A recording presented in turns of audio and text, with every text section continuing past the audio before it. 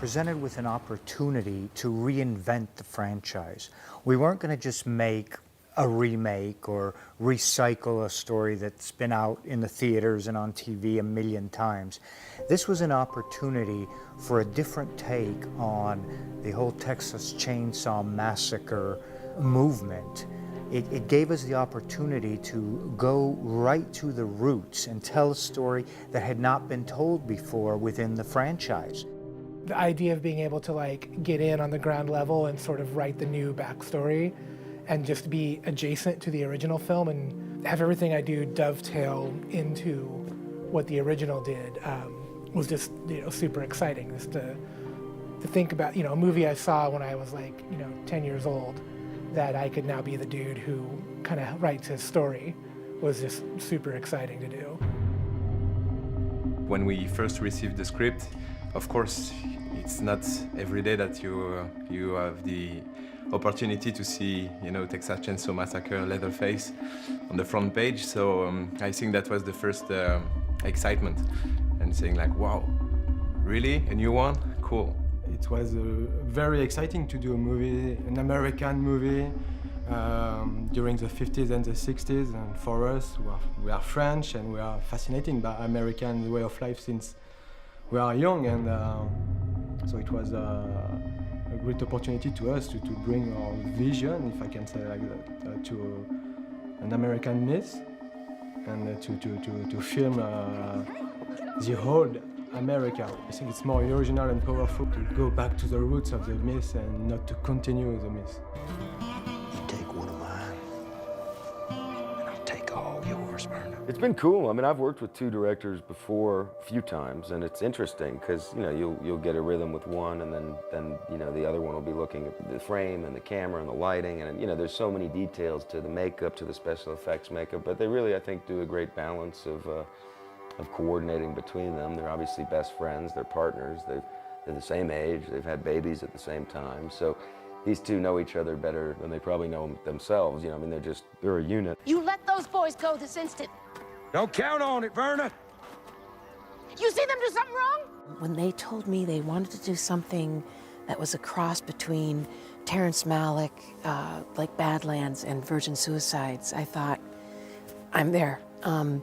Because what I love is this stuff that's happening with people pushing a genre as far as they can push it, and it's exciting to me. I felt like with these directors, they were going to definitely bring a visceral storytelling aspect as well as deliver those iconic, really scary moments, you know, because the horror fans are smart. The casting process, I think, was a real challenge. You can't imagine how it can be an offense for a lot of fans to find a new Leatherface, because in our fans' minds, Leatherface is forever Gunnar Hansen, and it's very difficult to find him a successor. So, and the double challenge was to find a young Leatherface, not only a child, but a teenage version of Leatherface. I kind of read it as like Stand By Me meets The Lost Boys meets the Texas Chainsaw Massacre. It's kind of like, first and foremost, a story about, I feel like, lost kids, and that's the main focus. You know, one of these kids turns out to be Leatherface, and it gives you a real explanation of why these kids end up the way they do, and why Leatherface eventually ends up the way that he does. We nailed it with these actors and actresses. I mean, they're wonderful young kids. They have the energy, and they are, wow, when it comes to acting, they are so talented.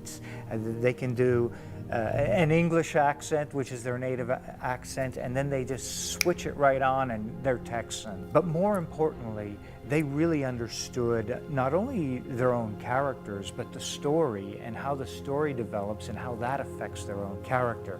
I wish this was just normal. You know, I wish I was somebody else. When I formulate a character, you know, I go in with pretty hard opinions. And then the proving ground is when you come and meet the producers and the directors and see what their opinions are. And I was really lucky with this. I got here and right down from the character's haircut to the way he walks, it was like we were totally on the same page. We had the same references. Like my close friend in it, a character called Bud, I always saw the relationship as like Lenny and George from Mice and Men, and that was Julian and Alex's first reference for the both of us, and so that's awesome, like prep and then finally coming together with everyone. That excites me shooting-wise. Jackson, you're gonna get out of here someday. What makes this story quite unique to other horror movies is that it's very character-driven. It's all about the characters.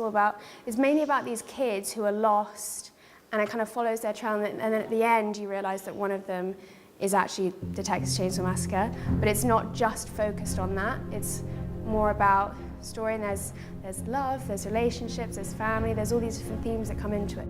It's more of a journey, it's got a story to it, it's an adventure, there's a bit of mystery, you really empathise with every single character. There's no two dimensions about it, there's three. Ack, where are you at? The horror element it's subtle throughout, and it's actually really plot driven. And I think for me that's what really made me go, yeah, I'd love to do a project like this, because the dialogue is great, it's written well, it's not like gory blood splash in your face, it's like, it's subtle, and I think that's so much harder to watch. That's more frightening to me, you know, and I went, that's a horror film, I think that's not like anything I think I've seen before. Jesus, fuck, Harbin. You out of your mind? You forget what these fucking kids did at the diner? It's called justice, boy. I thought it was exciting to take this American story and put it in the hands of these really creative new wave French film directors. They are so flaming talented. It's indescribable, the amount of talent that they possess, the way they manage to look after everybody like sort of parents, but also direct an amazing movie and get the shots lined up right, and they're just brilliant. They're so at one with each other. I've never seen any disagreement or anything like that. Like, they're always on it. They have the same vision.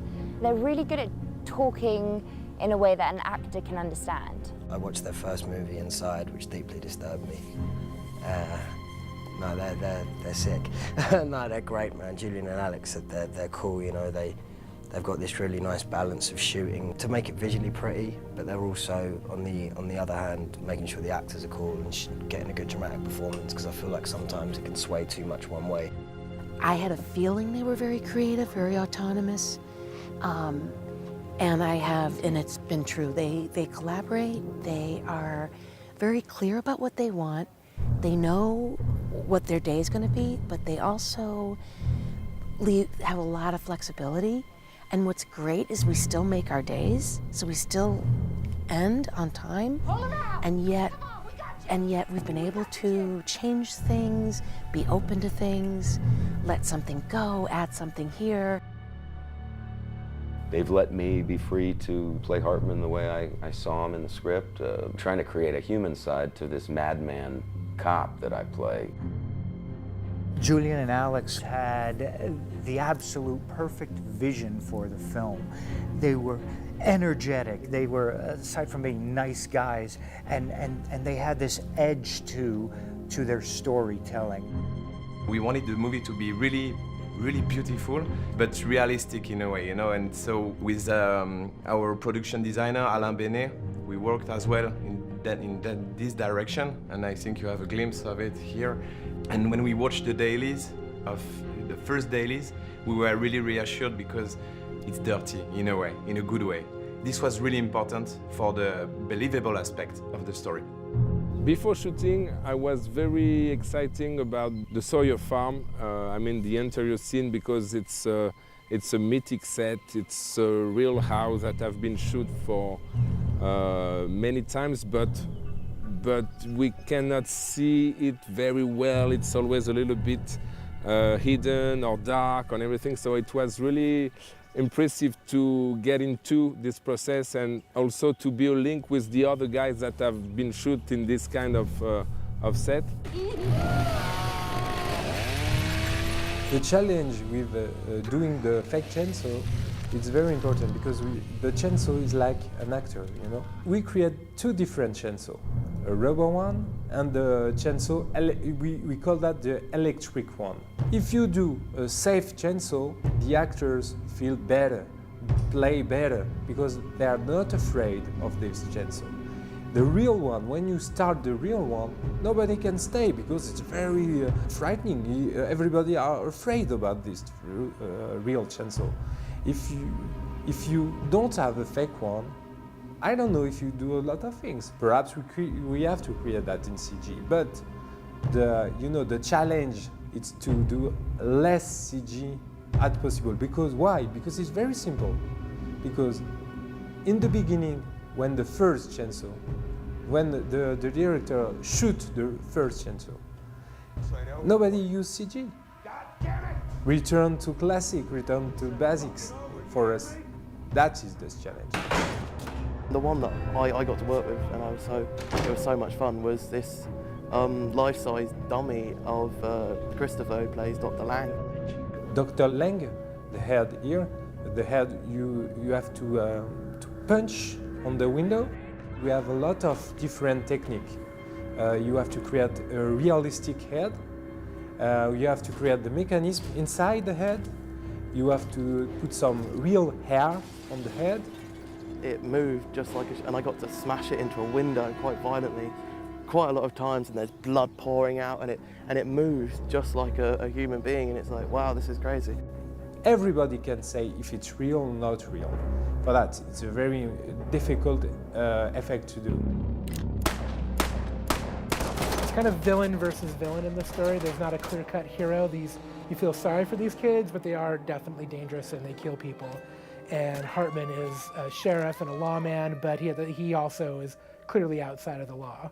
So it's just kind of, a bunch of bad, crazy people slamming into each other.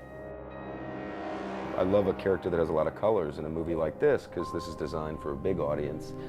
You want to give them the thrill, and you want people to go, holy crap, when Hartman does do some crazy stuff in this, you realize this guy's losing his mind, and so for me, I thought I could definitely, hit those notes, and it's been, that's what I think I liked about the script. And then when I talked to the guys, I told them how I saw it. They were like, right on, you're right in there with what we want. We want to play it real. We want to really have character-based stuff, and then the makeup and all the other stuff will come into play and will deliver the thrill. Leatherface as a prequel explores many of the psychological implications which are later explained and evolve in even some of the other Texas Chainsaw Massacre films. And it gives the audience a real understanding and rooting of the problem and of the characters and how Leatherface came to be.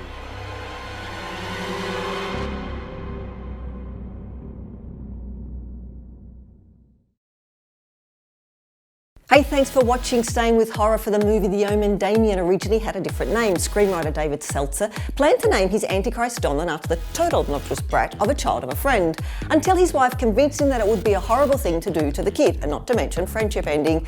He landed on the Damien after Father Damien, who started the first leper colony in the Hawaiian Islands. Do you like my shirt? You can get one for yourself in the link in the description.